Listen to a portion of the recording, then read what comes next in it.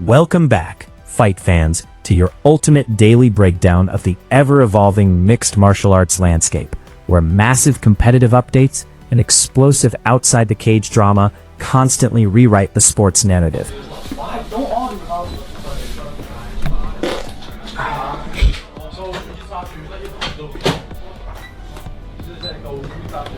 Sean, 86.6. Yeah, ran this morning, had some crunchy nuts and a banana, done an hour ago. Today, we are dissecting a whirlwind of major developments. The strategic controversies surrounding Conor McGregor's highly anticipated return, fierce new animosities erupting in the middleweight division, and the unreserved breakdown of a veteran's legacy. These shifting dynamics are not only reshaping upcoming fight cards, but are also fundamentally altering public perception and the institutional structure of the combat sports world.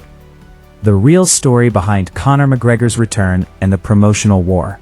The combat sports community went into absolute overdrive following the official confirmation that the sport's biggest megastar, Conor the Notorious McGregor, is set to step back inside the octagon. Ah, je vois. C'est toujours lui? Encore un mauvais rêve récemment? Non. Ça va. Je vois bien qu'il y a quelque chose, la sourdine. Pourtant, ça allait bien. Tout vous sourit depuis. Que de succès. Le numéro 1. Ouais. C'est vous le dites. Pardon? Non, oui, des très belles choses. Des belles choses. Je vois.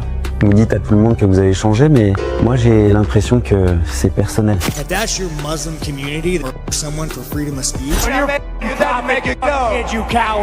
Si. Je suis en total contrôle. Très bien. Je fais du yoga. Je suis fier de vous. Je fais de la pêche aussi. Bien. Si je vous dis... Nasruddin, the angry Muslim, the Frenchie. Yeah, I will kill you and your family. You look at me like that, you motherfucker. Je me permets, vous écrivez à qui? Non, c'est rien. Ah mais enfin la sourdine là, vous écrivez à qui? Désolé Doc. Faut que j'y aille. On n'a pas terminé. L'urgence. La sourdine, on reprend rendez-vous la semaine prochaine? Comme d'habitude. Who do you want next? I think, what do they say, Nasruddin's next? You've got a big surprise coming to you. He is officially scheduled for a blockbuster rematch against Max "Blessed" Holloway at UFC 329, targeted for July 11th, during the promotion's signature International Fight Week. However, the exact moment the promotion chose to drop this bombshell news ignited a massive wave of online speculation. The UFC blasted out the official announcement precisely while former UFC heavyweight champion Francis Ngannou was making his highly publicized walk to the cage to fight Renan Ferreira during a major Most Valuable Promotions MVP card streaming live on Netflix.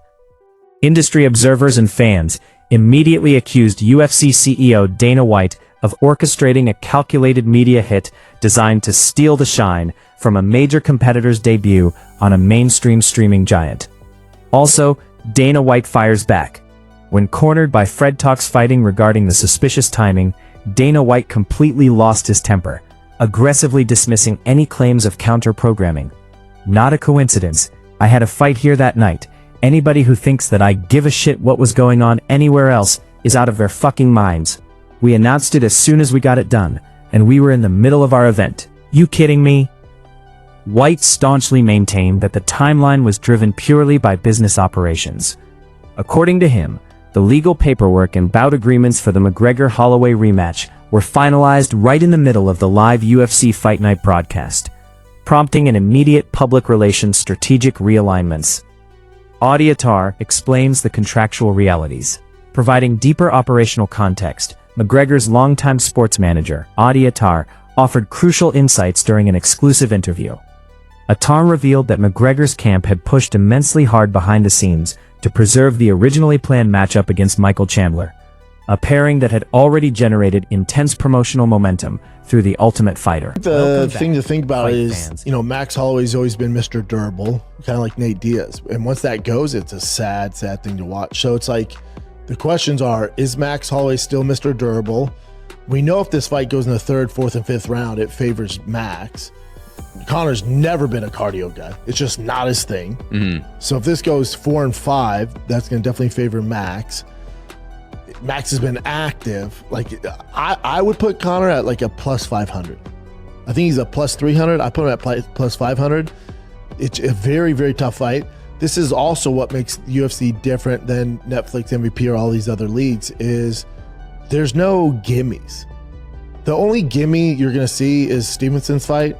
It's his first one. Let him get his beak wet. But once you're established, there are no warm-ups. Ask Tony Ferguson.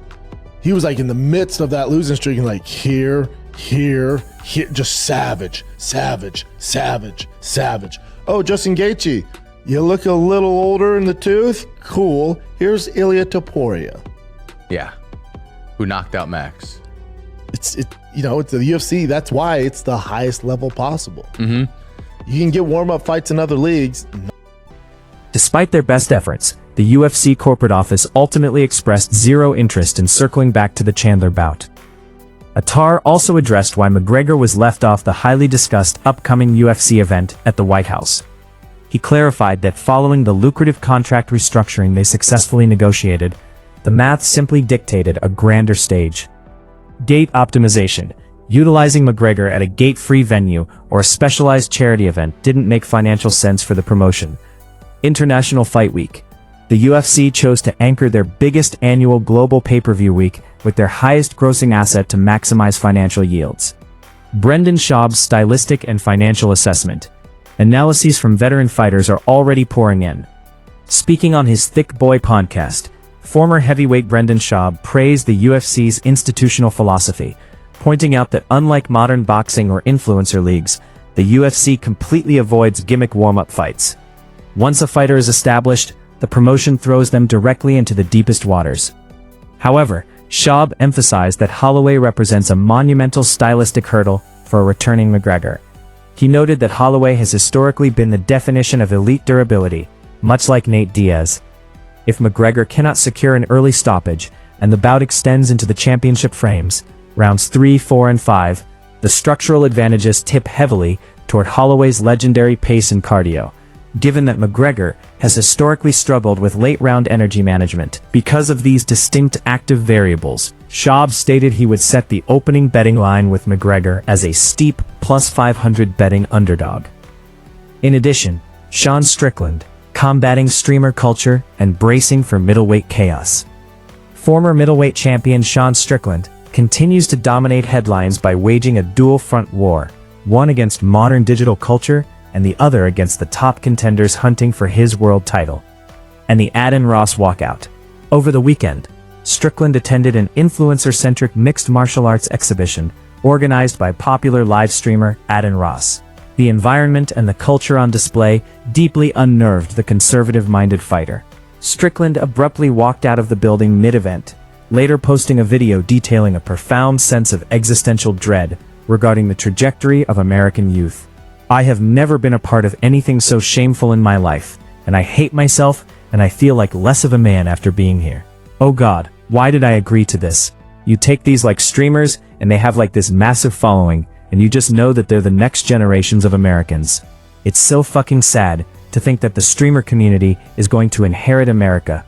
It's so bad. Like I just want it all to stop. Also, the Chimaev and Imavov threats. While Strickland deals with his cultural frustrations, the competitive reality of his division is growing increasingly dangerous. Undefeated juggernaut, Khamzat Chimaev, has fiercely renewed his public campaign for a championship rematch, taking to X to deliver an ominous, high-stakes warning. I'm waiting. Tell me when you're ready, Strickland. Next time, somebody has to be dead. Chimaev went even further, sparking intense online outrage with a controversial, now-deleted post where he blamed his previous close decision loss to Strickland on geopolitical and national bias, rather than athletic performance. All judges are Americans, You apologize to Nina Drama and her husband. I already did. You should. I did. I told her at the press conference. You should make a public promise. Okay. Yeah, public. Yeah. Nina.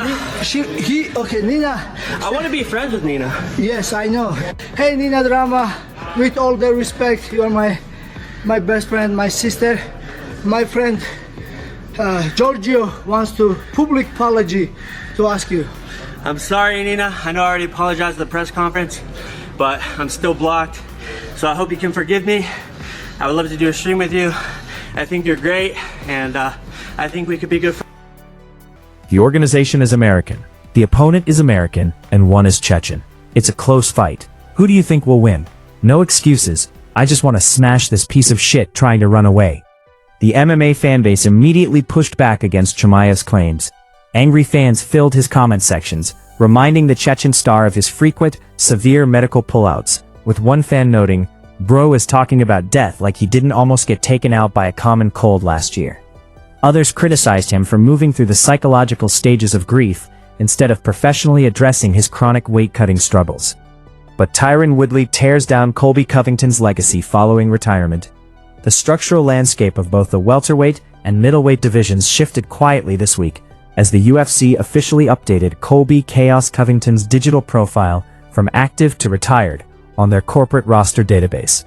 This change came after Covington formally notified executives of his decision to step away from active competition.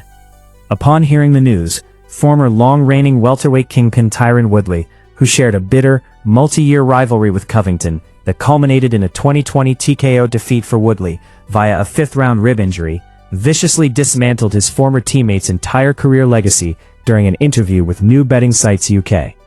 Component of Covington's career, Tyron Woodley's candid breakdown, the political heel persona, a completely manufactured, fraudulent act. Woodley exposed him as a Drake-listening, Beats headphones-wearing guy hanging out in Miami thinking he's a gangster. Gym performance and work ethic, widely disliked inside American top team, ATT. Woodley claimed Covington refused to work hard in training, relying purely on a natural cardio tank to survive. Career trajectory and timing, a pure opportunist who manipulated a quiet transitional era when top stars like Ronda Rousey, Jon Jones, and Conor McGregor were all inactive.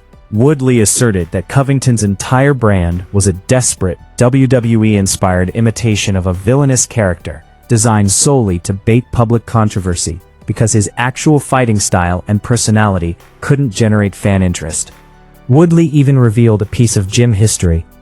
"I paid Colby weekly to be a training partner for Rory MacDonald, just to torture him." Look, there was, and you know, Conor really wanted to give that to Michael Chandler.